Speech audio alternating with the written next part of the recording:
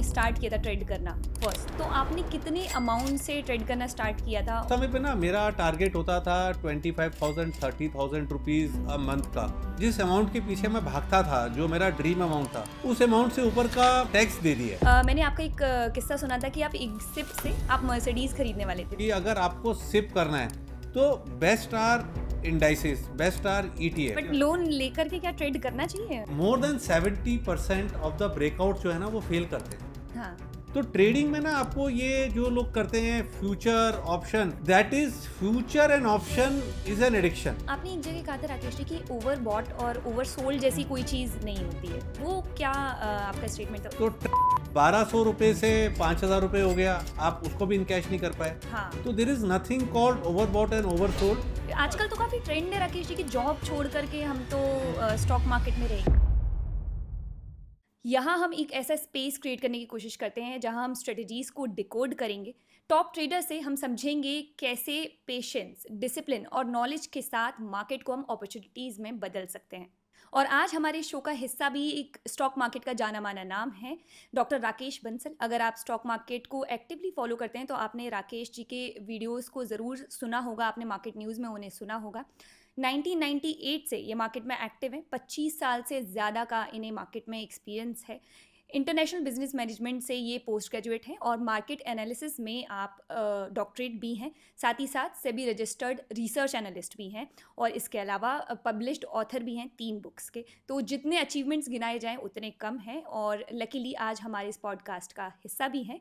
So welcome to the trader show Rakesh ji, we are delighted to have you on the show. Thank you very much Ritu ji for inviting me. So Rakesh ji, आपके बारे में मैंने काफ़ी सारा पढ़ा है, आपको मैंने देखा भी हुआ है। आपका टेक्निकल जो साइड है काफ़ी स्ट्रॉन्ग है, लेकिन आपने कैसे मार्केट में अपनी शेयर बाज़ार में अपनी जर्नी स्टार्ट करी और कैसे आपने डिसाइड किया कि आप शेयर बाज़ार का हिस्सा बनेंगे, ये आप हमें ज़रूर बताएं। और क्या इसमें आपके बैकग्राउंड का भी कुछ रोल रहा, क्योंकि मैंने सुना है आपके फादर CA थे, तो क्या आपकी बैकग्राउंड का, आपका परवरिश का भी इसमें क्या कुछ कंट्रीब्यूशन रहा, हमें बताइए। देखिए रितु जी, क्या है कि ना मैं एक नॉर्मल फैमिली से हूँ। मैंने बी फार्मा करा। My father wanted me to become a doctor. Hmm. तो उस टाइम पर भी एडमिशन मुश्किल थे, MBBS में आज भी मुश्किल है।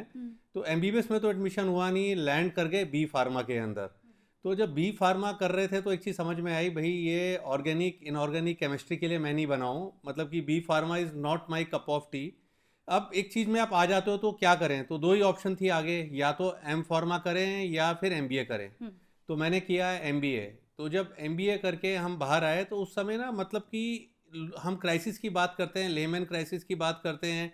लंदन मेटल एक्सचेंज का क्राइसिस हुआ था 2004 में, 2007 में लेमन क्राइसिस आया था, बट कोई बात नहीं करता है। 97 98 में एशियन टाइगर क्राइसिस भी था, जब काफ़ी स्लम था। तो जब MBA करके हम आए तो जॉब्स नहीं थी अच्छे से ना, मतलब कि मैं एक नॉर्मल सी कंपनी के अंदर सेल्स के अंदर था। Entire north India plus Gujarat देख रहा था, कहने को entire north India plus Gujarat देख रहा था, बट भैया मैं अकेला ही था, मुझे कोई रिपोर्ट नहीं कर रहा था। जैसे आज की डेट में आप देखोगे ना, कई ब्रोकिंग फर्म्स होती हैं, वो अपने सेल्स वाले को पोस्ट दे देती हैं वाइस प्रेसिडेंट, हाँ, है ना। तो देखने में अच्छा लगता है, भाई है तो वो सेल्स एग्जीक्यूटिव है ना। ट्रू। तो एक चीज़ समझ में आई कि भाई ये मैं इन चीज़ों के लिए, मतलब कि I was not enjoying the work. मैं ना कुछ अपने आप पे कुछ करना चाह रहा था। अब कैपिटल इतनी थी नहीं, तो my father was a CA। उन्होंने मुझे एक book the, timing the market. ये विजन बुक्स की पब्लिश बुक थी, इसको मैंने पढ़ा। फिर इसके पढ़ के ना, हम जैसे साइंस बैकग्राउंड के थे तो इसके नोट्स बनाए चार्ट पेपर के ऊपर। चार्ट पेपर को थर्माकोल पे फिक्स करा, और उस टाइम पर laptop was a very big thing. Assembled desktop लेते थे, वो डेस्कटॉप का जो स्क्रीन होता था ना, उसके ऊपर वो सब चार्ट्स वार्ट्स लगा दिए, इंडिकेटर्स लगा दिए, रोज़ देखते थे उसको। तो वहाँ से ना टेक्निकल्स के साथ मैं मार्केट के अंदर आया। पहला, जैसे आप बात करें तो पहला ट्रेड लिया मैंने रैकेट एंड कोलमिन का। ये लोगों ने नाम भी नहीं सुना होगा, मल्टीनेशनल कंपनी थी। और इंडिकेटर लगाया स्टॉकिस्टिक्स भी, ओवरसोल्ड था। मैंने कहा रिबाउंड आना चाहिए। उस टाइम पर जब मेरी सैलरी 5,000 की थी, जॉब छोड़ के मैं आया, मतलब कि 50 शेयर्स के अंदर 3,000 रुपीज़ का नुकसान हुआ रैकेट। तो समझ में आया भैया ये ओवरबॉट ओवरसोल्ड अलग होता है। तो हमने तो ना मार्केट से ही सीखा है। बट मेरी जर्नी के अंदर ना एक व्यक्ति का, मतलब कि देखिए मेरे फादर का तो कंट्रीब्यूशन रहा ही रहा है। इन बिटवीन ना मैं एक व्यक्ति से मिला था, Saurabh Sood ji. He is the owner of market toppers, उनका ऑफिस होता था।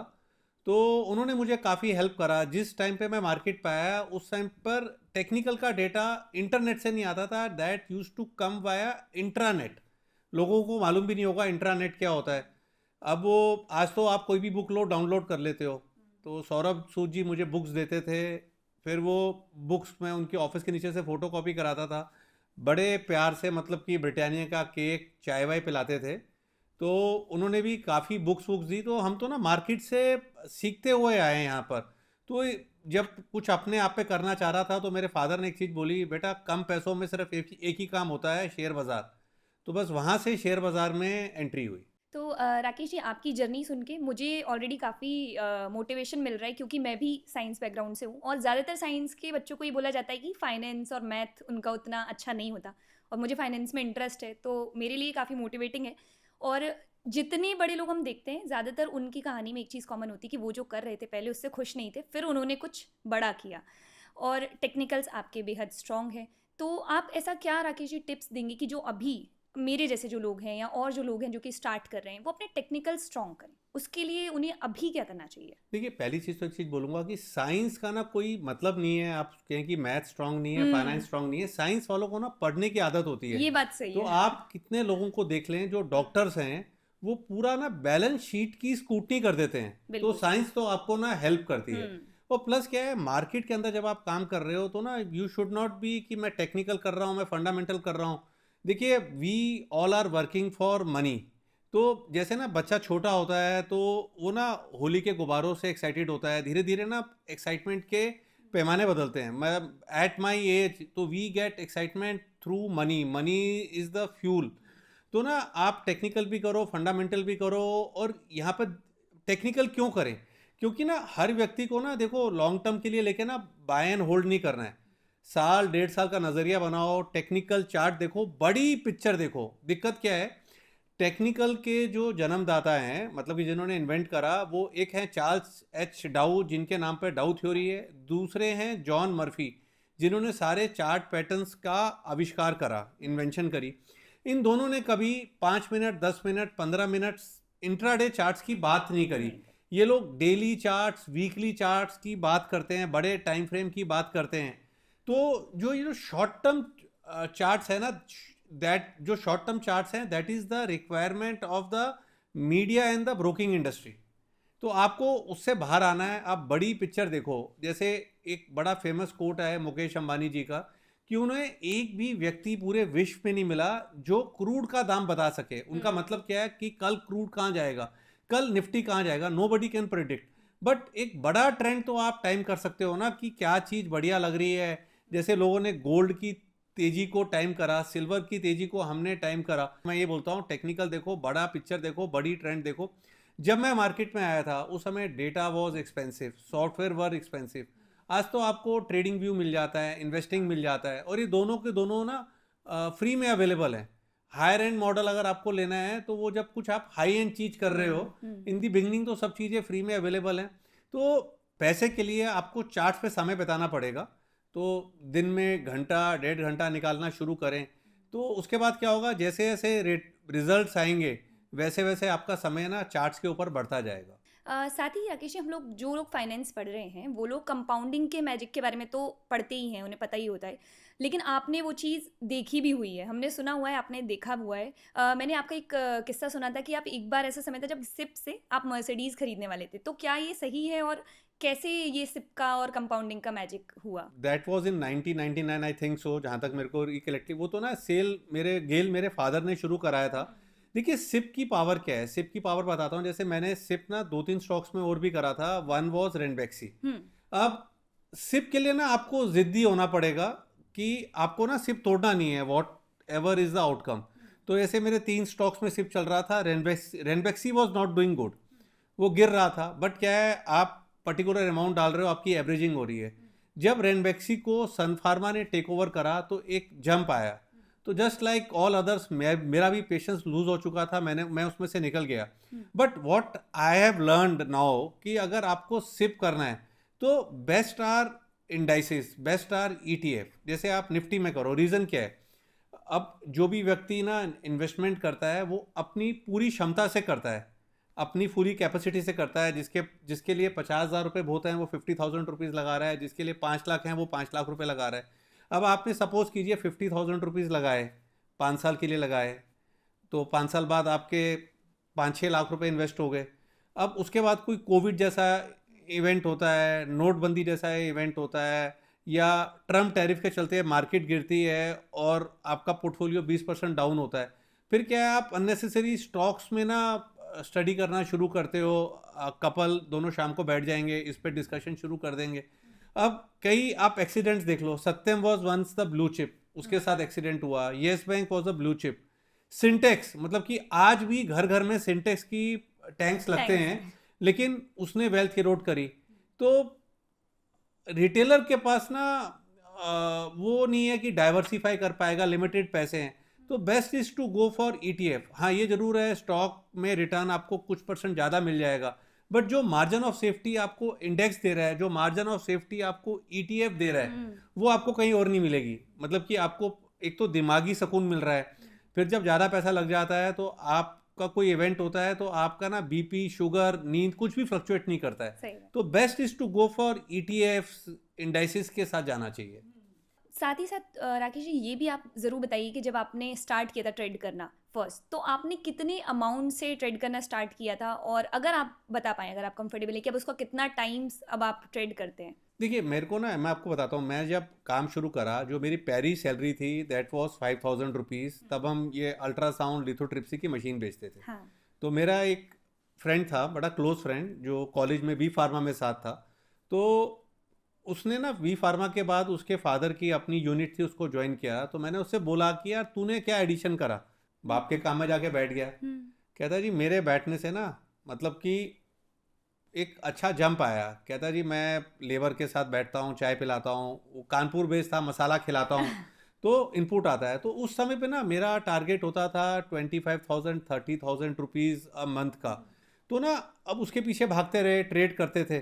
तो ना पैसा ना ग्रेजुअली आता है, धीरे धीरे करके आता है। तो मैंने तो एक छोटे से अमाउंट से शुरू करा था, कोई बहुत बड़ा मेरे पास कैपिटल नहीं था। और निवेश भी जैसे मैंने करा तो छोटे छोटे निवेश ही करे थे। जैसे पहला निवेश था मेरा निवेली लिग्नाइट में, जो आज का NLC इंडिया है। 8 रुपये के आसपास लिया होगा सितंबर 11 के अटैक से पहले। तो जब सितंबर 11 के अटैक हुए, तो उस समय पे अगर आप चेक करोगे ना, तो उस समय पर बदला ट्रेडिंग नहीं थी, मतलब कि फ्यूचर तो था ही नहीं, बदला ट्रेडिंग भी बैन थी। तो ब्रोकर्स के ना एडवर्टीजमेंट आते थे कि आप स्टॉक बोरो कर लो हमसे। तो मैं किसी ब्रोकर से अटैच हुआ था, उसके स्टॉक्स बोरो करके शॉर्ट करे हुए थे। सितंबर 11 के अटैक हुए, उसने लगा कि ये कोई कमाल के बंदे हैं, शॉर्ट करा हुआ है, उसने बुला के अपना पोर्टफोलियो दिखाया। तो मैंने कहा इसको राय दे रहा हूँ कि माल बेच। मैंने भी अपना निवेली लिग्नाइट बेच दिया। तो वहाँ से सीखा कि ट्रेडिंग इज डिफरेंट, निवेश एक डिफरेंट है। फिर आगे चल के ऐसे झुनझुनवाला जी का एक बार इंटरव्यू आया था। मेरे को ना शुरू में लगता था यार हमें दिख रहा है मार्केट गिरेगा, झुनझुनवाला जी अपने टाइटन को क्यों नहीं बेचते हैं। तो एक बार उनको सुना तो कहते हैं यार दिस इज टर्मिनल वैल्यू। अब जैसे जैसे आपका साइज बढ़ता है, आप निवेश करते हो, अब गिरेगा कि नहीं गिरेगा nobody can say with certainty. तो निवेश को आप डिफरेंट रखो, ट्रेडिंग को आप डिफरेंट रखो। तो मैंने तो धीरे धीरे शुरू करा था, और धीरे धीरे क्या होता है कि जिस अमाउंट के पीछे मैं भागता था, जो मेरा ड्रीम अमाउंट था, उस अमाउंट से ऊपर का मतलब कि ना टैक्स दे दिया है। तो that is the big thing. तो ये तो आपके इस किस्से से क्लियर है कि बहुत ज़्यादा कैपिटल भी होना ज़रूरी नहीं है, मतलब आप छोटे छोटे अमाउंट से भी ट्रेडिंग स्टार्ट कर सकते हैं। काफ़ी सारे ट्रेडर्स ऐसे हैं जो नए ट्रेडर्स हैं, वो लोग लोन लेकर के भी ट्रेडिंग में पैसा डालते हैं, ये कितना सही है? काफ़ी सारे लोगों की साइकोलॉजी नहीं, है। देखो मैं आपको बताता हूँ। देखो जैसे ना वॉरेन बुफे जी के ना 2 रूल्स हैं। First is never lose money, second rule is never forget rule number 1। तो ऐसे ना मेरे 2 रूल्स हैं कि make your own rules, follow those rules with discipline and patience. और रूल 2 क्या है, you should know when to break those rules and make new rules. तो देखो मैंने भी शुरू में ना रिस्क लिया है, लीवरेज ली है, बट आज का मार्केट और पहले का मार्केट ना काफ़ी फर्क हो चुका है। तो लीवरेज ना किल करता है। और ट्रेडिंग में मैं बताऊँ आपको कि आज की डेट में यूट्यूब इतना एक्टिव हो गया है। जैसे लोग कहते हैं ना व्हाट्सएप यूनिवर्सिटी है, मैं कहता हूँ व्हाट्सएप यूनिवर्सिटी नहीं है, आज की डेट में यूट्यूब यूनिवर्सिटी है। हर चीज़ के लिए लोग यूट्यूब में सर्च करते हैं। तो trading is not all about 1 दिन 2 दिन 5 दिन 10 दिन, मैं कहता हूँ आप वीकली मंथली चार्ट देखो, 6 महीने 8 महीने साल भर का नज़रिया बनाओ। छोटी कैपिटल है उसको आप एक पोजिशनल रन करो, आप उसको जैसे जितने भी यंगस्टर्स मेरे को मिलते हैं मैं बोलता हूँ यार अच्छा कमा रहा है, शाम को 1.5-2 घंटा निकाल, चार्ट्स देख, चार्ट देखने के बाद स्टॉक का फंडामेंटल भी देख ले, और 6 महीने 8 महीने साल भर का 1.5 साल का नज़रिया बना के आप लो। जैसे 2 साल पहले मैंने आई स्पॉटेड सिल्वर एट अराउंड 62-63, मतलब कि 62-63 जब ETF था, हाँ। सिल्वर का ETF, आज शायद 118-119 है। अब क्या है वो ऊपर नीचे होता है, ठीक है ना। अभी कुछ टाइम पहले क्या लगा कि यार गोल्ड गिरेगा, लगने पे काम नहीं होता है। तो अब दो चीजें थी, या तो प्रॉफिट को प्रोटेक्ट कर लो या वो करो। तो भाई मेरे को कन्विक्शन है कि silver will make new high. तो मैंने अपना ना टाइम नजरिया बढ़ा दिया, मैंने कहा 2030 के लिए सिल्वर को होल्ड करो आप। तो आपको ना नजरिया आपको बढ़िया रखना है, चार्ट्स को, बड़े चार्ट्स को आपको देखना है। तो आप जब ये चीजें करोगे तभी आप सक्सेसफुल हो गए। तो ट्रेडिंग में ना आपको ये जो लोग करते हैं future option, that is future and option is an addiction.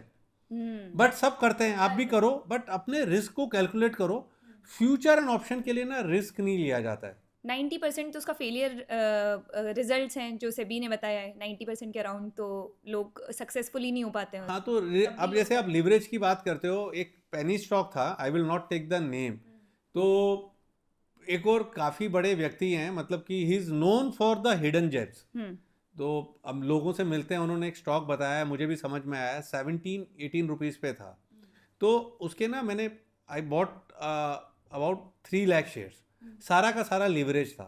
But मैंने लोन किससे लिया था? लोन लिया मैंने अपने फादर इन लॉ से। अच्छा, है ना। हाँ। तो अब जब लोन लिया वो स्टॉक 45, 48, 45 तक गया।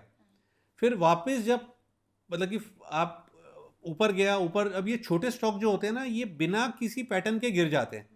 जब 21, 22 आया तो मैंने ना उसको धक्का दे दिया, मतलब कि एग्जिट कर दिया।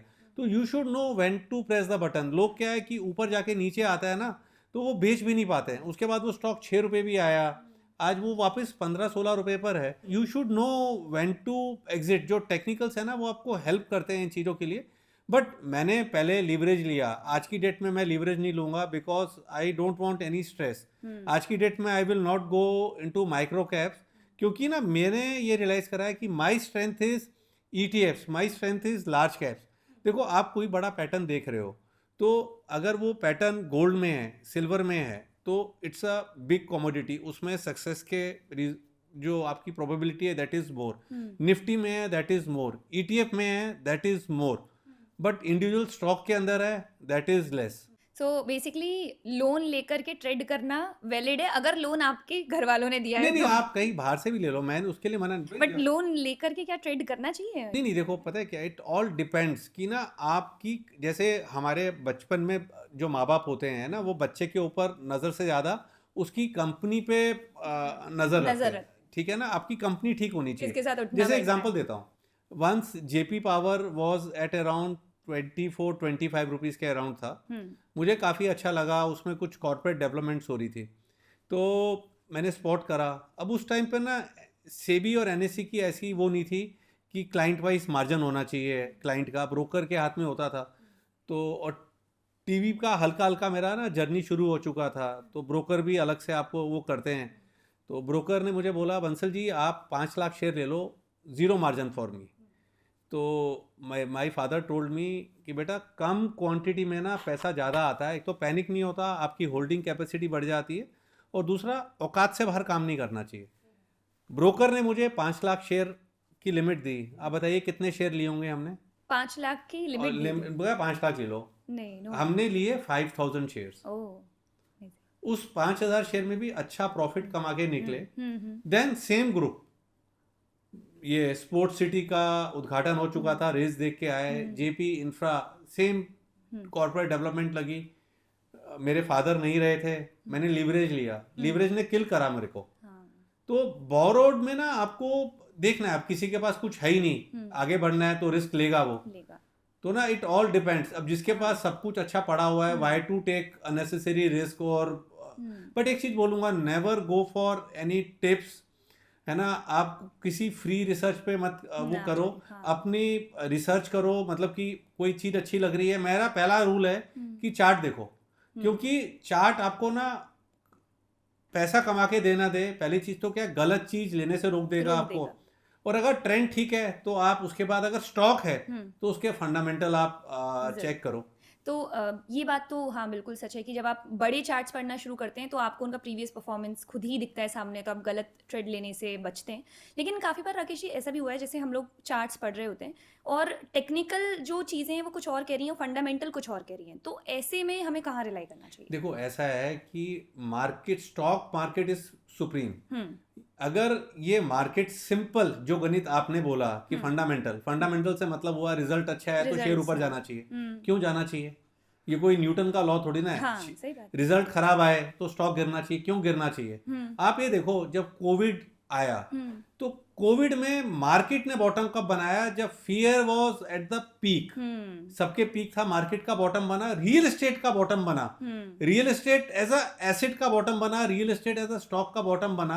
और इतना पैनिक था उस समय कि यार सारा पैसा मार्केट में लगा हुआ है, जान बचेगी कि नहीं बचेगी, मार्केट बचेगा कि नहीं बचेगा। तो मार्केट का अपना नियम है, अगर मार्केट ऐसे जो सिंपल साइंस पे चलना शुरू हो जाए तो फिर अदानी जी, अंबानी जी भी इंडस्ट्री को चलाएंगे, वो भी यही काम कर लेंगे। बिल्कुल, सेंटिमेंट से काफ़ी अफेक्ट होता है मार्केट, ये बात सच है। आपने एक जगह कहा था राकेश जी कि ओवर बॉट और ओवर सोल्ड जैसी कोई चीज़ नहीं होती है, वो क्या आपका स्टेटमेंट था, उसको आप थोड़ा देखिए, मैं आपको इस सिंपल लर्निंग है, जब मेरी शुरुआत हुई थी तो there was a stock call Jindal iron and steel company. इसका सिंबल होता था एनएससी में तब JISCO, जिसको के नाम से आता था।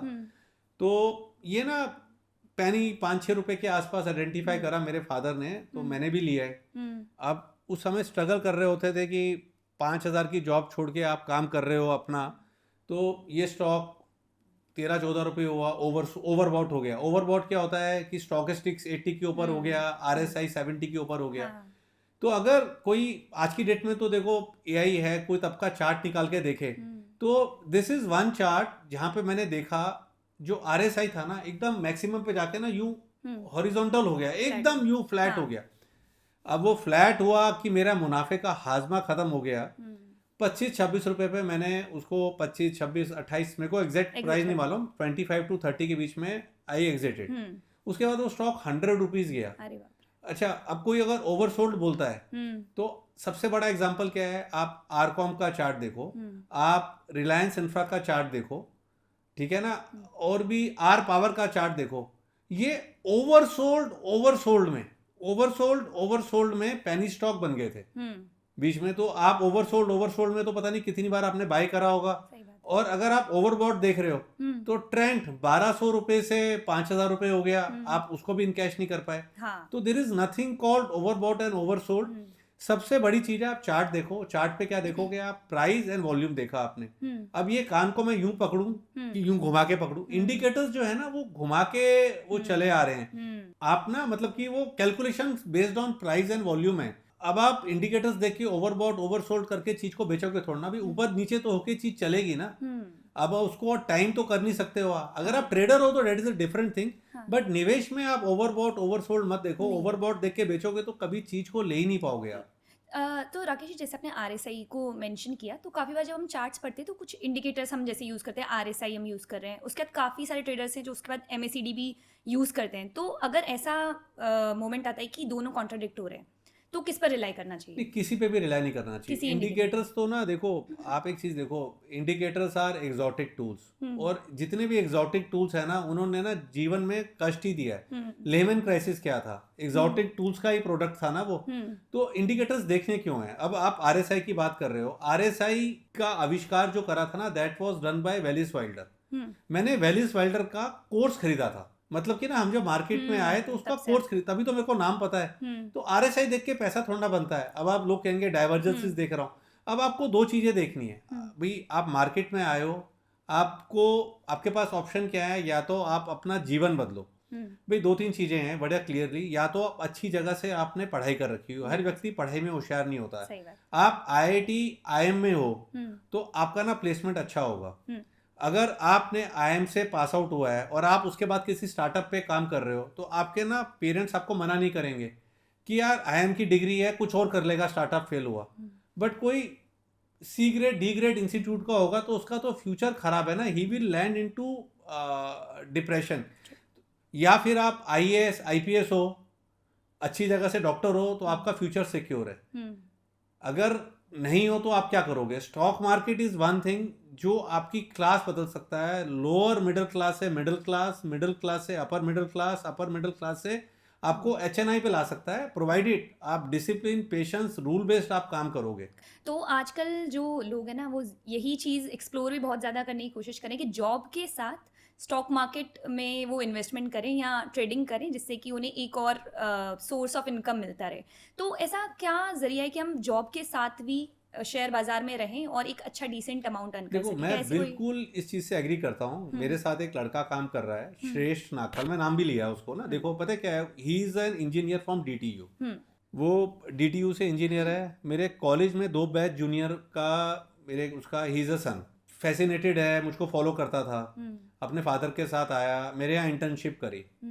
देन क्या होता है कि हमने कोई स्टॉक ले रखा था, वो अगेंस्ट मूव कर रहा था। उसने मुझे फ़ोन करा, उस समय आईसीआईसीआई बैंक के लिए काम कर रहा था वो।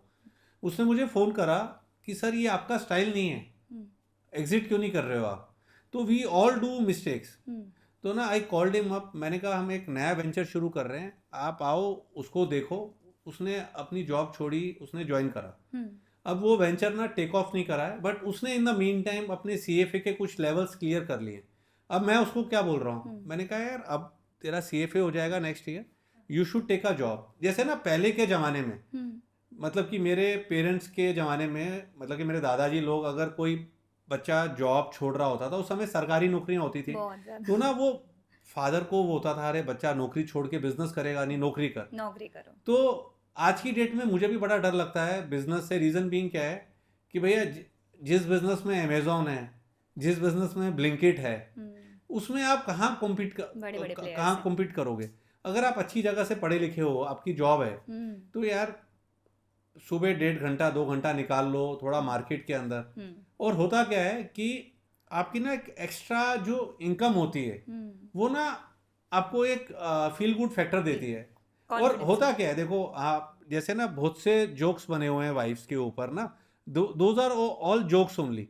अगर आपकी सैलरी को छोड़ के, फिक्स्ड इनकम को छोड़ के, एक आम परिवार के अंदर, मतलब कि जब मैं अपनी पुरानी बात करूं, वाइफ के हाथ में 25-30,000 रुपीज एक्स्ट्रा मिल जाते हैं, 2-2.5 लाख रुपए उसको एक्स्ट्रा मिल जाते हैं ना, तो जीवन सुखी हो जाता है। सही if she is the happy lady of the house is happy, तो घर भी हाँ, खुश हो जाए। तो आज की डेट में भी दिक्कत क्या है, अब एक मिडिल क्लास की तो चाहत क्या है, भैया आप मूवी देखने गया तो पॉपकॉर्न और पेप्सी में सोचना ना पड़े, सही बात। उसको 5 स्टार में जाके तो खाना नहीं है ना, महीने में 2 बार बाहर खाना खा लिया, अच्छे से शॉपिंग कर ली। तो स्टॉक मार्केट में तो वो दम है ना चीज़ों का। हाँ, तो आप ये बोल रहे कि जॉब के साथ स्टॉक मार्केट? मैं तो कहता हूँ जॉब को छोड़ना क्यों है? हाँ, भाई आपको एक फिक्स्ड इनकम आ रही है, वो आपको एक सिक्योरिटी क्यों देती बुरी है। लग रही है? आजकल तो काफी ट्रेंड है राकेश जी कि जॉब छोड़ करके हम तो स्टॉक मार्केट में रहेंगे। तो देखो ये लोग कहते हैं, बट मेरे को आपने कभी नहीं सुना होगा। मेरे जितने भी पर्सनली भी, मैं जिनको पर्सनली भी जानता हूँ, उनको भी बोलता हूँ कि भैया जॉब में दिक्कत क्या है क्या यार, दिक्कत है? सच बात है ना भाई। अनटिल अनलेस आपकी जॉब में मतलब कि कोई कंपनी की दिक्कत है, बॉस की दिक्कत है, भाई आपको दिस कीप्स यू जंग। आप भी जानते हो कि शाम को आगे 1.5 घंटा निकाल लो, सुबह 1.5 घंटा निकाल लो, सुबह जल्दी उठ जाओ। सुबह। आप न्यूज़पेपर पढ़ते हो, उसमें भी टाइम लगाते हो, टीवी देखते हो, ओटीटी देखते हो, कुछ भी देखते हो, उसमें टाइम निकालते हो। दिस इज, यहाँ तो पैसा इन्वॉल्व है। और आपने किसी को एडवाइजरी तो चलानी नहीं है, आप ब्रोकर के तो एम्प्लॉय हो नहीं हो कि आपको सारे इंट्राडे चार्ट देखने। आप धीरे धीरे करके देखना शुरू करो। शुरू में हो सकता है 2-2.5 घंटे लगे, बट उसके बाद मेरा मानना है एक बार आप जब इन चीज़ों से यूज टू हो जाते हो, तो 1-1.5 घंटे में ना अपना काम कर लेते हो, प्लस आप एंजॉय भी करते हो आप इसको। तो ऐसा राकेश जी कभी आपके साथ हुआ है, जो अभी आप एक किस्सा भी बता रहे थे इन्वेस्टमेंट वाला, कि पूरा जो मार्केट है वो बुलिश है, वो एक तरफ है, और आपका मार्केट पर कॉन्ट्रेरियन व्यू रहा हो? ऐसा कभी हुआ है कि सब कह रहे हैं कि देखिए ITC is the one thing. ITC की मैंने बड़ी क्वांटिटी ली थी 212-215 पर। अच्छा उस टाइम पे क्या था कि ना पीपल यूज टू डू वो फेक जीरोधा के करते थे, अच्छा। तो मैंने अपना कॉन्ट्रैक्ट नोट अपने यूट्यूब चैनल पे शेयर किया रहा था मैंने तब हम्म कि ये मैंने लिया है।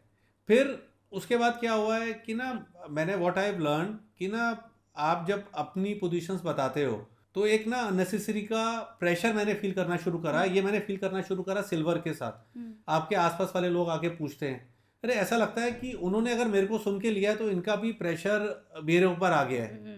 ट्रू तो घर पे कोई आता है, जैसे वाइफ की कोई फ्रेंड आई, कोई गेस्ट आया, तो मतलब कि ना अननेसेसरी का प्रेशर आता है। तो मैंने ना उसको एक तो बिल्कुल अपनी चीज़ों को शेयर करना बंद कर दिया, क्योंकि मैं अगर शेयर कर रहा हूँ तो मेरे को कोई दिक्कत नहीं है, क्योंकि मैं तो साल 2 साल उसको बेच ही नहीं रहा हूँ। तो अननेसेसरी का ना वो प्रेशर आता है। तो ITC was a totally a contrarian bet. देखो, ज्ञान देना अलग है कि आईटीसी ले लो, मैंने बोला था। आईटीसी लेके कॉन्ट्रैक्ट नोट दिखा के आप बोल रहे हो कि आईटीसी ले लो, तो अगेंस्ट द मार्केट चीज को लिया था मैंने। लिया था आपने, और आपके लिए वो अच्छा साबित हुआ बाद में वो। हाँ, आप देखो 212-13 का कहाँ तक गया है। ट्रू। तो राकेश जी, आप इतने समय से मार्केट में हैं और उस समय तो एल्गो ट्रेडिंग और ये सारे ऑनलाइन चार्ट्स और ये सब कुछ भी नहीं हुआ करता था, आपने मैनुअल ट्रेडिंग किया हुआ है। अभी अगर मैं आपसे पूछूं कि मैनुअल ट्रेडिंग और एल्गो ट्रेडिंग, तो आप क्या चूज करेंगे और क्या रेकमेंड करेंगे? देखिए, पहली चीज तो ना ये गलत है, जब मैं मार्केट में आया उस समय एल्गो ट्रेडिंग नहीं थी। अच्छा। देखिए, उस टाइम पे ना हम लोग बोलते थे मैकेनिकल ट्रेडिंग। मैं आपको बताता हूँ, देखिए क्या मेरी जब शुरुआत हुई थी, मैकेनिकल ट्रेडिंग क्या होती है, आपने अपने रूल्स बनाए, रूल्स के ऊपर बाय सेल लगा दिया और उस पर आप काम कर रहे हो। ठीक है ना, मैकेनिकल सिग्नल आया। अब मैं आपको बताता हूँ मैकेनिकल और एल्गो में क्या फर्क आ रहा है। तो हमने अपना चार्ट लगाया, जब उस पर बाय बना हमने बाय करा, जब सेल बना तो सेल करा। तो यू वोंट बिलीव के 10 शेयर होते थे, केतन पारिक के 10 शेयर होते थे, हिमाचल फ्यूचरिस्टिक, सिल्वर लाइन, जी, ऐसे ना 8-10 शेयर होते थे। तो मैं इन 10 के 10 शेयरों में हम काम करते थे जब मैंने शुरुआत करी। तो मेरी शुरुआत में ये 10 शेयरों में हमने काम शुरू करा। कैसे काम शुरू करा? एनएससी का टर्मिनल होता था, एनएससी के टर्मिनल पे नीट होता था। नीट पे अगर आप बटन दबाते थे तो 60 मिनट का हाई लो मिलता था आपको। और उस समय पे मार्केट खुलता था 9:55 पर, 9:55 पर। तो हम ना मैनुअली इसको मेटा स्टॉक में डालते थे, because data was real time, data was very expensive. उस जमाने में रॉयटर्स वगैरह पे डेटा लेना पड़ता था, विच वॉज अनअफोर्डेबल। तो अगर कोई इसको वेरीफाई करना चाहे, उस टाइम पर हम ट्रेड करते थे पैराबोलिक सार, एक इंडिकेटर होता है। तो मुझे तो ध्यान नहीं कभी किसी बाय सेल में नुकसान भी लगाओ। It was going very smooth. पूरा K10 की रैली खाई, पूरी K10 की ना डाउनफॉल खाया। उसके बाद क्या हुआ, वो पहले तो वो मैनुअली कर रहे थे। जब पैसा कमाया ना, तो एक सेटअप लिया, छोटा ऑफिस लिया, कुछ कंप्यूटर्स लगाए, और इतने में प्रोफेसर JR वर्मा जी ने बदला को कर दिया बैन। तो हमें लगा यार अब हम क्या करेंगे, ये तो एकदम से ना गड़बड़ हो गई है, और कुछ आता नहीं हमें। तो ये मैकेनिकल ट्रेडिंग बड़े अच्छे से आती है, इसको काम कर रहे थे। एकदम से ना परेशान, मतलब कि दिन में सोता था, रात को नींद नहीं आती थी। Then I heard Mukesh Ambani ji को मैंने टीवी के ऊपर सुना, उनका एक स्टेटमेंट था, policies are bound to change. आपको देखना है कि उस चेंज एनवायरनमेंट में आप बेस्ट क्या कर सकते हो। ठीक है, अब उसके बाद चीजें एक्सप्लोर करनी शुरू करी, थोड़ा निवेश की तरफ रुख करा। फिर आए निफ्टी फ्यूचर्स आए। निफ्टी में I was the one of the start में काम करने वाले, बट तब तक ना क्या चेंजेस क्या आया, ये पैराबोलिक सार, ये इंडिकेटर्स ने ना काम करना बंद कर दिया। इंडिकेटर्स वर मोर अफोर्डेबल। फिर हमने एक निफ्टी का सिस्टम बनाया, जिसको आप कह रहे थे ना कि आप एल्गो ट्रेडिंग, मैकेनिकल सिस्टम बनाया। सिग्नल आता था, एग्जीक्यूट मैन्युअली करते थे। निफ्टी पे हमने ना काम करना शुरू करा, and we were doing good. फिर 2004 के अंदर लंदन मेटल एक्सचेंज का मेल्टडाउन आया। That was the first time Nifty 4000 से भी नीचे का था, 100 पॉइंट्स डिस्काउंट में निफ्टी फ्यूचर आ गया। 100 पॉइंट्स डिस्काउंट में पहली बार निफ्टी फ्यूचर को देखा हमने। तो इतनी वोलेटिलिटी देख के ना एक बार को घबराहट हुई। तो that was the mechanical trading हम कर रहे थे, वी वर डूइंग गुड, छोटा छोटा पैसा बनाते थे। तो इस छोटे छोटे पैसे को बनाते थे ना, तो we all Indians are married to real estate.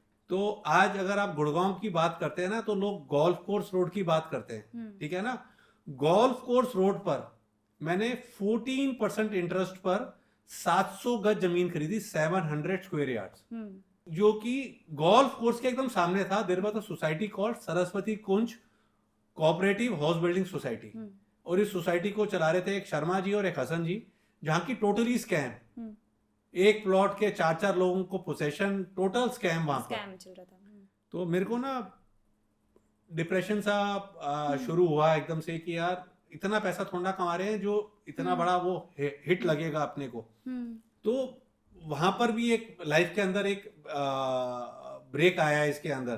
तो धीरे धीरे मतलब कि एक्सपीरियंस से चीजों को सीखा। अब ये तो हो गया मैकेनिकल ट्रेडिंग जो आप कह रहे थे। मैकेनिकल और एल्गो में क्या फर्क है? एल्गो ट्रेडिंग इज समथिंग जो कि कैप्चर करती है प्राइस डिफरेंस को, जो कि आप नेकेड आई से देख भी नहीं पा रहे हो। जो प्राइस डिफरेंस आप आंखों से, खुली आंखों से देख नहीं पा रहे हो, उसको कैप्चर कर लेती है। जैसे अगर इफ यू रिमेंबर, एमके का एक बार एक ऑर्डर खराब पंच हो गया था, है ना, उसको कोई लेके चला गया, तो कौन लेके गया? आप और हम तो लेके नहीं गए, एल्गो ट्रेडिंग वाला ले गया। अभी वोडाफोन आइडिया में एक फैट फिंगर की बात होती है, उसको भी कोई एल्गो ट्रेडर ही लेके गया ना। तो वो क्या करते हैं? प्राइस के मिसमैच को देखते हैं, ऑप्शन के मिसमैच को देखते हैं। Algo trading is something not की जो कि ना हम टेक्निकल ट्रेडिंग नहीं है। Algo trading is something different, कि जो छोटे छोटे डिफरेंसेस को कैप्चर कर रहा है। तो ये मैकेनिकल का एडवांस वर्जन हो गया। तो ऐसा नहीं है कि हमारे जमाने में एल्गो ट्रेडिंग नहीं होती थी। तो आप अपने रूल्स को बना लें, उसको फॉलो कर लें। अब आप कह रहे हैं कि आज की डेट में अगर आप देखें तो ना, आप हम सब जानते हैं, जैसे आज गवर्नमेंट ने टैक्स लगाया, सिन टैक्स लगाया, ठीक है ना। पूरे विश्व में किसी भी सरकार की हिम्मत नहीं है कि टोबैको को बैन कर दे, जबकि tobacco is the biggest source of cancer, क्योंकि सबका रेवेन्यू आता है, सब टैक्स लगाते रहते हैं, बट जिसको लेना है वो लेगा, तो ले गई। ठीक है ना। तो इसी तरीके से क्या है, लोगों को मालूम है आज की डेट में तो लिकर को लेके भी ना अवेयरनेस हो रही है।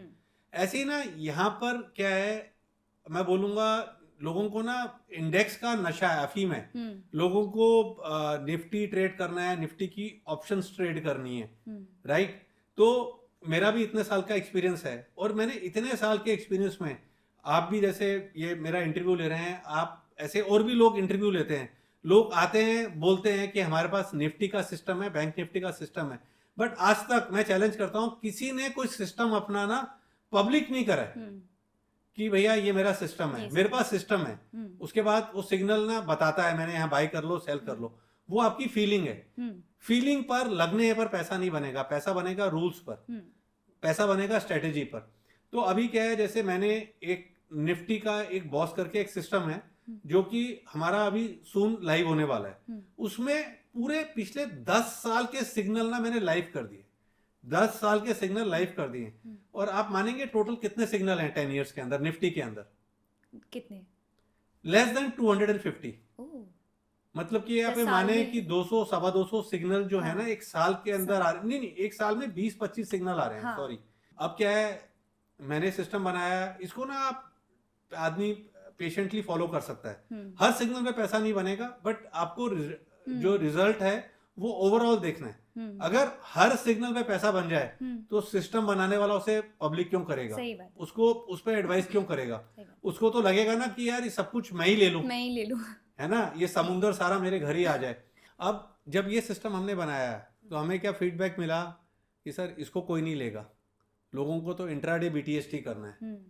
तो इंट्राडे बीटीएसटी का भी एक सिस्टम हम लाइव करने वाले हैं विद 5 साल के सिग्नल्स के साथ। बट वो उन्हीं लोगों के लिए है जो एक्टिवली स्क्रीन पे बैठे हुए हैं। तो ना ये एक नशा है, आपको खुद चीजों को देखना पड़ता है। और प्लस क्या होता है कि हंगर फॉर ना ग्रोथ होनी चाहिए। भाई अगर आप, जैसे देयर वाज अ टाइम आप इनकम टैक्स में काम कर रहे हो, जैसे मोदी जी के आने से पहले इनकम टैक्स में काम कर रहे हो, आप एमसीडी में काम कर रहे हो, तो ना सैलरी भी विड्रॉ नहीं होती थी, ऊपर से सारा काम चल जाता था। अब तो ना लोगों की अकाउंटेबिलिटी हो गई है, रिस्पॉन्सिबिलिटी हो गई है। अब एक मिडिल क्लास क्या करेगा, उसकी लिमिटेड सैलरी है ना, बोनस भी उसको लिमिटेड मिलेगा। शेयर बाजार में अगर वो काम करता है, कोई स्ट्रेटेजी बनाता है, एक्चुअली क्या है, you need to be hungry for growth. आपको अपने ना परिवार का भविष्य जो है ना वो बदलना है। तो ना वो चीजें उसी पे डिपेंड करती हैं। जैसे आपको एक रियल एग्जांपल देता हूं मैं आपको। जब मेरा बेटा छोटा था, he used to play cricket.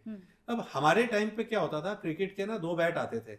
एक तो सिंपल बैट हो गया बल्ला, एक थोड़ा ऑयली वाला आता था, और एक पे ना अगर कोई नोट करे ना, एक पुराने जमाने पर ना कोई एक कहते थे कवर चढ़ा हुआ है, खाल चढ़ा हुआ है, मछली का कवर चढ़ा हुआ है, वो थोड़े बैट ना हैवी होते थे, हाँ। भाई 400 500 700 रुपए के बैट होते थे। हम्म, तो मैं बेटे को अपने बैट दिलाने लेके गया, हम्म, तो मैंने कहा 2,500-3,000 का बैट आएगा। तो ना बैट 11-12 हज़ार रुपए के बैट थे। तो जब मैंने अपने बेटे को बैट दिलाया ना, तो उसने मुझे ना वहां पे हक करा, पापा आई लव यू। हम्म, अब उसके बाद वो उससे बड़ी बड़ी चीजें लेता है, बोलता नहीं है, क्योंकि उसे पता है कि उसके पापा कैन अफोर्ड इट। हम्म, तो ये सब चीजें ना ओवरनाइट नहीं होती, जैसे हाँ। हम बोलते हैं बाजार से आप वेल्थ ओवरनाइट नहीं क्रिएट नहीं। करोगे, तो आप स्ट्रेटेजी बनाओगे, आप लगोगे। हम्म, तो आज भी मैं स्ट्रेटेजी में लगता हूँ। मैं क्या करता हूँ भाई, अब आज की डेट में जैसे टीवी पे बिग बॉस शुरू हो गया है, भैया इतनी ना शोर तो हमसे देखा नहीं जाता है। तो रात को बैठ गए हम टीवी देखने, घंटा लैपटॉप खोला हुआ है, कुछ ना कुछ तो आप देखते रहोगे ना उसके अंदर। आपको नहीं मालूम कब कौन सी नई स्ट्रेटेजी काम करेगी। जिस पे आप काम कर रहे हो वो तो आप करोगे ही करोगे, नई चीज भी तो आप निकालोगे ना। मार्केट के डायनेमिक्स तो चेंज होते रहेंगे ना। हाँ। तो अगर आपने कोई स्ट्रेटेजी बनाई, आपने कोई रूल बनाए, आज आप जैसे आप यंगस्टर्स की बात करते हो, मैं अपने बेटे को बोलता हूँ कि यार इस बार थोड़े से चार्ट सीखे हैं। मैं उसको ज्यादा फोर्स नहीं करा कि पढ़ रहा है अभी। रीजन क्या है कि this is a time to enjoy. जब हमारी उसमें आएगा तब बाकी चीजें छूट जाएंगी। आज की डेट में जो यंगस्टर्स है ना, उनका थॉट प्रोसेस ना वे अहेड है। भाई किसी ने ओला भी निकाला, किसी ने उबर भी निकाला, किसी ने ब्लिंकिट भी निकाला। आपको कोई स्ट्रेटेजी अलग से बनानी है ना। तो क्या पता आप जो आज का यंगस्टर है, जो हम कर रहे हैं उससे बेटर कोई स्ट्रेटेजी निकाल ले अपने लिए। बट काम तो उन्हीं कैंडल्स पर ही होगा ना, काम तो टेक्निकली होगा। मतलब सीखना और पढ़ना तो आप कभी नहीं छोड़ सकते। आप लर्निंग तो आप कंटिन्यूसली करोगे, और ये मार्केट वो है जहाँ रेगुलरली आप पढ़ोगे। जैसे आप मेडिसिन के अंदर देखो ना, डॉक्टर्स को देखो, जो पहले सर्जन थे उन्होंने बाद में लेप्रोस्कोपी देखी, फिर नई तरीके की सर्जरियां देखी। बिगेस्ट एग्जांपल क्या है आज की डेट में? हॉटेस्ट सेलिंग प्रोडक्ट क्या है? ओजेम्पिक, वीगोवी। वेट लॉस के लिए जो नहीं, इनका जो इन्वेंशन हुआ था that was for diabetes, but फिर फिर पता चला इसका साइड इफेक्ट वेट लॉस है। देन इन कंपनीज ने यूएस एफडीए में अप्लाई करा फॉर वेट लॉस। तो ना आपको नहीं मालूम कि एक्सीडेंटली इंसिडेंटली आप क्या बना ले, क्या इन्वेंट कर। जैसे अभी हमने जो अपना निफ्टी का इंट्राडे वीटीएसटी बनाया, वो बना कुछ और रहे थे, बन कुछ और गया। इसका एक और एग्जांपल देता हूं। जैसे there is a company called 3M, है ना, सब जानते हैं 3M। अब वो 3M निकालने गया था, माइनिंग करने गया था, निकला बालू, बट इतनी अच्छी कंपनी बनी। 3M के वो स्टिकी नोट्स देखे होंगे आपने, वो ऑरेंज ग्रीन, है ना, वो जो गम है वो कुछ और गम बना रहा था। वो प्रोडक्ट फेल हुआ, उस फेल प्रोडक्ट से भी उन्होंने प्रोडक्ट बना लिया। तो आप कंटिन्यूसली लगे रहोगे। आप सोचो कि यार आज मैं मार्केट के अंदर आया हूं और आज ही स्ट्रेटेजी बन जाए, लाख में से 1-2 लोग सक्सेसफुल भी हो जाएंगे, किसी का out of the box thought process है। बट आप स्ट्रेटेजी बनाओ, अपना काम करो, और पैसा आपका तभी आएगा जब आप अपनी स्ट्रेटेजी पे काम कर रहे हो, क्योंकि उस पे आपको ना कन्विक्शन होता है। खुद आप चार्ट्स देखो। अच्छा, करना क्या है, चार्ट्स फ्री में अवेलेबल हैं। रिसर्च के लिए बीएससी की वेबसाइट है, ठीक है ना, सब कुछ आपको मिलता है ना। आपको स्क्रीनर है, फ्री में भी अवेलेबल है, पेड वर्जन भी है उसका। बीएससी अलर्ट्स करके एक साइट है जो 500 रुपीज का एनुअल चार्ज करती है आपसे। तो रिसर्च तो करनी पड़ेगी ना। जैसे पैसा बोलता है कि आदमी कुछ करे तो मैं आऊं, आदमी कहता है पैसा है तो मैं कुछ करूं, तो कर्म तो आपको करना ही पड़ेगा। आजकल तो इन्फॉर्मेशन काफ़ी इजीली अवेलेबल है। और आपने जैसा कि राकेश जी बताया कि आप जब पहले ट्रेडिंग करते थे, एक पैराबॉलिक इंडिकेटर था जो कि आप जब भी यूज़ करते थे वो हमेशा सक्सेसफुल रहा था उस टाइम पर। अभी क्या आपने चार्ट स्टडी करते समय ऐसा कोई इंडिकेटर डिस्कवर किया है जो कि मैक्सिमम टाइम काम करते ही हो? नहीं, देखिए इंडिकेटर्स ना उस टाइम पे, जैसे आपने MACD का नाम लिया था, वो भी काम करता था। बट होता क्या है, जब सभी लोग एक ही चीज यूज करते हैं ना, तो काम करना बंद कर देती है। आज की डेट में इंडिकेटर्स काम नहीं करते हैं। जैसे आज की डेट में there is a chart called Renko chart, boxes में जो बॉक्स बनते हैं। अब बॉक्स क्या है, बॉक्स का साइज डिपेंड करता है मार्केट की वोलेटिलिटी पर। वोलेटिलिटी मार्केट की ज्यादा है तो बॉक्स का साइज बढ़ जाएगा। उसमें क्या है, अननेसेसरी नॉइज जो है ना हट जाता है। चार्ट पे ट्रेंड आपको क्लियरली विजिबल होता है। अब आपको स्ट्रेटेजी बताता हूं जो मैं नहीं इंप्लीमेंट कर पा रहा हूं, बट स्ट्रेटेजी मेरे दिमाग में है। मोर देन 70% ऑफ द ब्रेकआउट जो है ना वो फेल करते हैं। ठीक है ना, ब्रेकआउट हुआ, लाइन ट्रेंड लाइन टूटी, आपने बाई करा, फिर अगले दिन साइडवेज, फिर साइडवेज, धीरे धीरे आप कहते हो यार पुल बैक है। ठीक है ना, आप रैंको चार्ट लगा लो ना, हम्म रैंको चार्ट में ब्रेकआउट के बाद अगर कैंडल का कलर रेड हो रहा है, हम्म आप शॉर्ट हो जाओ। शॉर्ट बट क्या है कि ना, मेरा एक एटीट्यूड बन चुका है इतने टाइम के बाद, मैं जो चीज़ देख रहा हूँ मेरे को अच्छे लगते हैं चार्ट पैटर्न्स, मेरे को अच्छा लगता है राउंडिंग टॉप, मुझे अच्छा लगता है राउंडिंग बॉटम, मुझे अच्छा लगता है फ्लैग पैटर्न, मुझे अच्छा लगता है पीनट पैटर्न। अब वो नई चीज़ों के साथ ना इतना फास्ट फास्ट अडेप्ट नहीं हो पाते हैं, प्लस क्या है मीडिया भी कर रहे हैं, सोशल मीडिया भी कर रहे हैं, तो ऐसे कुछ आउट ऑफ द बॉक्स अगर आप चीज़ें निकालोगे आज की डेट में, मुझे लगता है Renko charts is the good thing. वो साल में आपको 10-12 निवेश के आइडिया देगा। जैसे हम कहते हैं ना, money is the by product of the hard work you do. Renko chart में आपको 10-12-15 निवेश के आइडिया मिल जाएंगे। अब जब आप मेहनत कर रहे हो तो कुछ ट्रेडिंग के आइडिया भी मिलेंगे। बट क्या है यहाँ पर, क्या है, आदमी को रोज नहीं, हर 5 मिनट में कोई चीज चाहिए। हाँ लोग सोचते हैं कि अभी ये ग्रीन कैंडल या ब्लू कैंडल बन गई है तो बस मैं अदानी अंबानी बन हाँ, जाऊंगा, ऐसा नहीं होता है। पेशेंस तो बिल्कुल भी नहीं है। लोग, जैसा कि आपने बताया अभी, कि छोटे चार्ट्स पर लोग ज़्यादा ध्यान देते हैं, बड़े चार्ट्स लोग पढ़ना ही नहीं चाहते हैं। क्योंकि आपने विद टाइम बहुत सारी चीज़ें एक्सपीरियंस की हैं, तो आपने हाईज भी देखे हैं, लोज भी देखे हैं। तो अगर हमारी जो ऑडियंस है जो अभी ट्रेडिंग शुरू कर रही है, बिल्कुल ऐसे कोई 5 स्टेप्स आप बता सकें जो कि उन्हें फॉलो करने चाहिए, या ऐसी कोई 5 चीज़ें उन्हें ध्यान में रखनी चाहिए गलतियों से बचने के लिए? देखिए, पहले तो ना ट्रेडिंग में ना घबराहट को दिल से निकाल दें। भाई आप ये मानो कि आप जब ट्रेडिंग कर रहे हो ना, आप ये मानो कि मैं ना अब्रॉड घूमने जा रहा हूँ। अब आप जब अब्रॉड घूमने जाते हो तो 3 लाख 4 लाख 3 से 5 लाख रुपए तो खर्च करोगे, 2 लोग जा रहे हो तो वहां भी तो खर्चा कर रहे हो ना। तो ट्रेडिंग जब आप कर रहे हो तो पहले आप ट्रेडिंग के लिए आपकी चार्ट्स पे पकड़ जरूरी है। तो मैं पेपर ट्रेडिंग की बात नहीं कर रहा हूँ, आप 6 महीने ना सिर्फ चार्ट्स देखो। आप चार्ट्स को पकड़ लोगे, और आज की जो जनरेशन जिसके लिए आपने बात करी ना, वो बहुत स्मार्ट है। वो छोटा छोटा रिस्क लो आप, 10,000-15,000 रुपए का रिस्क लिया। देखो, कैपिटल की कमी किसी के पास नहीं है, कमी है रिस्क कैपिटल की। आप 5 लाख रुपए की रिस्क कैपिटल लगा दो कि ये 5 लाख रुपए मेरे जीरो होंगे तो मैं इसको ट्रेडिंग को बंद कर दूंगा। बट कैपिटल तो आपको ज्यादा चाहिए ना, मार्जिन भी लोगे, कैश में डिलीवरी भी लोगे। आपको लगता है कि आज की जनरेशन 5 लाख रुपए को जीरो कर देगी?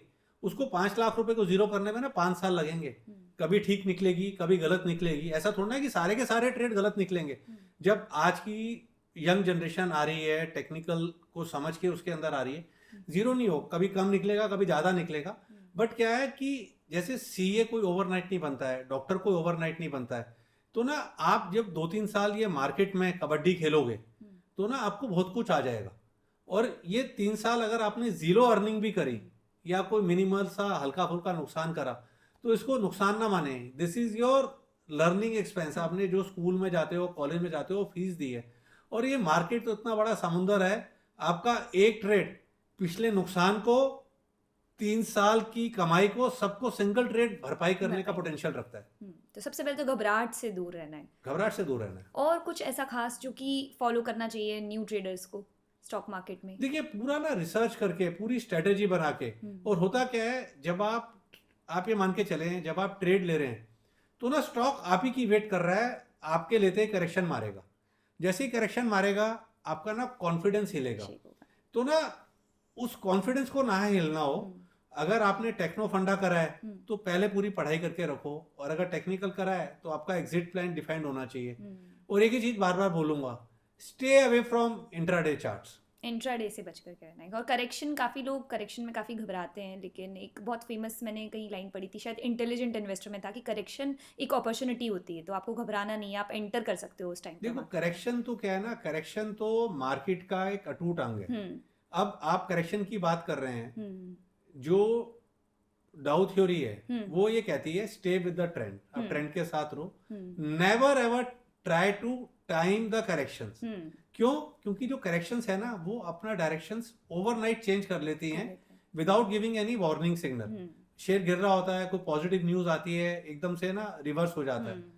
अभी भी अगर आप देखो, we are in a bull run, market ऊपर नीचे तो होकर चलेगा, है ना। कोई करेक्शन आती है, कोई नेगेटिव न्यूज आती है, गिरता है, आप पैनिक करते हो, तो पैनिक नहीं करना है आपको। अब रैपिड फायर राउंड की तरफ बढ़ते हैं। तो मैं आपसे क्वेश्चंस पूछूंगी और आपको रैपिडली उसका जवाब देना होगा। अगर मैं आपसे पूछूं इंट्राडे और positional, what excites you more? Positional. आपके फेवरेट टेक्निकल इंडिकेटर? देखिए मेरा कोई फेवरेट टेक्निकल इंडिकेटर नहीं है, मेरे फेवरेट टेक्निकल पैटर्न्स हैं, मतलब कि I like rounding tops, rounding bottoms, flags and pennants, इसके ब्रेकआउट हो रहे हो और मैं मिस कर दूं तो I will land into depression. Biggest trading mistake you learn from? Biggest trading mistake मैंने लर्न करी है कि किसी भी बड़े निवेशक को ब्लाइंडली मत फॉलो करो। अगर इफ नॉट ट्रेडिंग तो आप क्या कर रहे होते? मैंने एक चीज देखी है कि ना मैं तर्क वितर्क बड़े अच्छे से करता हूँ, अगर मैं लॉयर होता ना तो वहां पर भी मैंने कुछ बड़ा कर लिया होता। और एक गोल्डन ट्रेडिंग रूल जो कि आप कभी ब्रेक नहीं करते? देखिए मेरा गोल्डन ट्रेडिंग रूल है, अगर कोई वीकली चार्ट पे अच्छा पैटर्न बन रहा है और पूरी दुनिया कायनात मेरे अगेंस्ट है, जैसे मैंने आईटीसी की बात करी, आईटीसी के अंदर दैट टाइम वीकली और मंथली चार्ट पे राउंडिंग बॉटम बन रहा था और दुनिया जहान के मीम्स आईटीसी पे बन रहे थे, पूरी दुनिया कायनात मेरे अगेंस्ट थी, तो मैं उसको मिस नहीं करूंगा, क्योंकि एक चीज बड़ी क्लियर है, पैसा आपका तभी बनेगा जब आप लोगों के अगेंस्ट जाएंगे और टेक्निकल्स आपके साथ हैं और ट्रेंड मेरे साथ है, चार्ट्स पे रिवर्सल है। इस मार्केट के अंदर trend is your best friend और लोग अगर आपके अगेंस्ट हैं तो आपके जीतने के चांसेस काफी ज्यादा है। बहुत ही इंसाइटफुल सेशन रहा और मुझे पर्सनली काफ़ी कुछ सीखने को मिला और आई एम श्योर कि हमारे जो ट्रेडर्स हैं, बिगिनर्स हैं या एक्सपीरियंस्ड हैं, उन्हें भी काफ़ी कुछ सीखने के लिए मिला होगा। तो थैंक यू सो मच, आपने हमें समय दिया और आप हमारे साथ इस शो का हिस्सा बने। Thank you so much. Thank you very much for inviting me. Thank you. Thank you. Investment in the securities market is subject to market risks. Read all the related documents carefully before investing.